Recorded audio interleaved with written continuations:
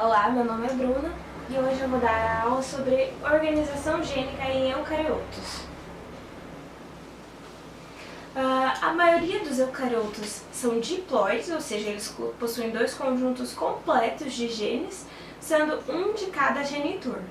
Os genomas dos eucariotos possuem mais DNA e genes do que dos procariotos.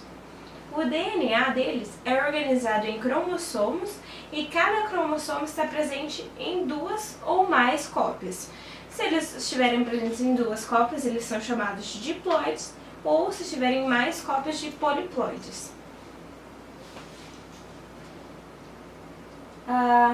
Aqui mostra o genoma. Acho que eu passei duas aqui. Como isso fica no genoma humano? O genoma humano, o complemento haploide, possui cerca de 1000 milímetros de DNA, ou seja, 2000 milímetros de DNA por célula diploide. Este tamanho ele é subdividido em 23 cromossomos de tamanhos e formas diferentes, sendo que cada cromossomo contém entre 15 e 85 milímetros de DNA. Cada cromossomo contém uma única grande molécula de DNA. Então aqui a gente mostra a organização dos cromossomos no núcleo da célula. Aí aqui é o cariótipo formado, onde estavam presentes os 23 pares de cromossomos dos humanos. E como esse DNA ele fica organizado dentro das células? O DNA fica no núcleo interfásico, onde os cromossomos eles não são visíveis em microscópio óptico. Quando começaram a isolar o conteúdo dos núcleos das células, observou que agregados ao DNA eles também existiam núcleo proteínas, né? Então, além do DNA, possuem também proteínas. E existem dois tipos de proteínas presentes. As proteínas básicas, que são chamadas de histonas, e elas possuem uma carga positiva e pH neutro, e proteínas heterogêneas amplamente ácidas com carga negativa e pH neutro, que são chamadas de proteínas cromossômicas não histonas. As histonas, elas exercem um papel estrutural na cromatina, porque elas estão presentes em todos os eucariotos superiores em quantidade equivalente à quantidade de DNA. Existem 4 tipos de histonas: H1, H2A, H2B, H3 e H4.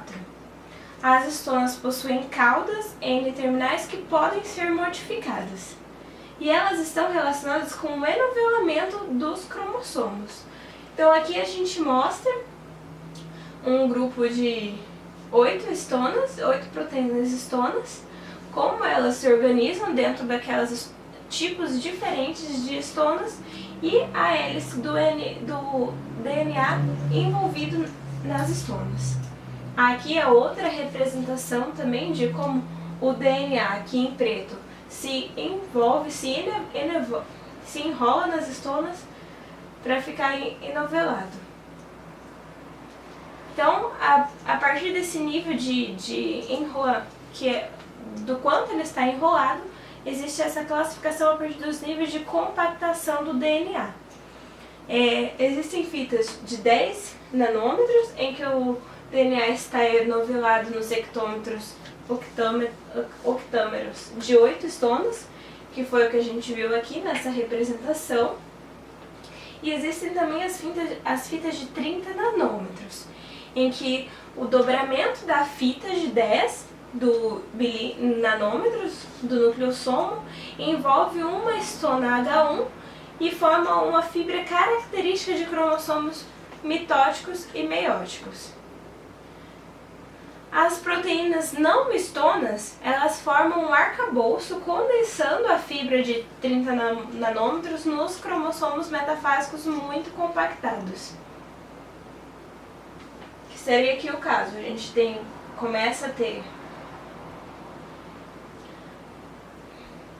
a molécula simples com 2 nanômetros, eles se enovelam naqueles octâmeros de estonas, formando 10 nanômetros, e então eles se enovelam mais até chegar a 30 e no nível máximo de condensação, que são os cromossomos metafásicos.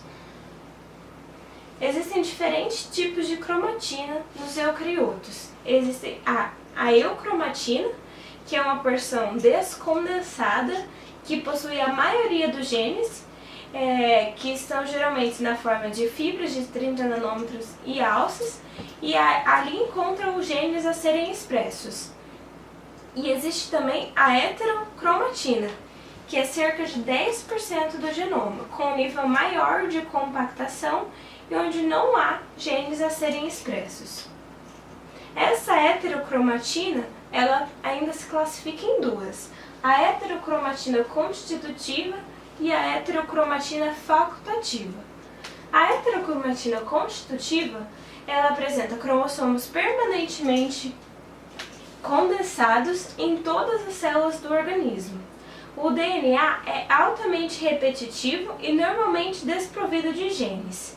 E a heterocromatina facultativa, ela é condensada na intérfase de alguns cromossomos sexuais, como o caso do cromossomo X. Aí aqui nessa foto a gente consegue ver a eucromatina e a heterocromatina. Sendo que, como a eucromatina ela é descondensada, a gente observa fibras mais claras, e na heterocromatina fibras mais escuras pelo alto nível de condensamento. Aqui um quadro com as características gerais dos eucariotos, que a existência de múltiplas cópias de algumas sequências, abundância de sequências redundantes, ou seja, a mesma informação está representada várias vezes no genoma, sequências codificantes em apenas uma das fitas, raramente apresenta unidades genéticas acessórias, quase todo o genoma não está relacionado à codificação e à regulação, e existe a presença de um complemento diploide. Algumas outras características, né? Não há colinearidade entre a quantidade de nucleotídeos e a quantidade de aminoácidos, devido à grande quantidade de DNA não codificante intercalado com DNA codificante. Não há presença de óperons também, que a gente havia visto que os procariotos eles podem possuir óperons, os eucariotos não, exceto este nematóide que possui, mas fora ele não há. Existem sequências redundantes, que foram o que eu disse, cerca de 45% do DNA está presente em apenas uma cópia. 30% do DNA está presente em uma quantidade moderada de repetição e 25% com uma alta taxa de repetição. Além do genoma do DNA principal presente no núcleo da célula, existem também os genomas de algumas organelas, que seriam o caso das mitocôndrias e dos cloroplastos. Eles possuem genoma circular e possuem várias cópias desse genoma por organela. Aqui a gente tem um cloroplasto, onde aqui ele está representado o DNA em várias cópias, né? E aqui a mitocôndria, que também possui várias cópias de DNA circular. Então, uma comparação entre os procariotos e os eucariotos. Existem diferenças significativas entre os genomas dos procariotos e dos eucariotos. Alguns procariotos, em geral, os procariotos apresentam um genoma pequeno, circular, com poucos gêneros, a presença de óperons e unidades genéticas acessórias, como os plasmídeos e os transposons, e já os eucariotos possuem um genoma grande, linear, com muitos genes, sem óperons e sem unidades genéticas acessórias. E os eucariotos também apresentam um genoma mais complexo que o dos eucariotos. Bom, era isso que eu tinha para explicar para vocês sobre o material genético dos eucariotos. Obrigada!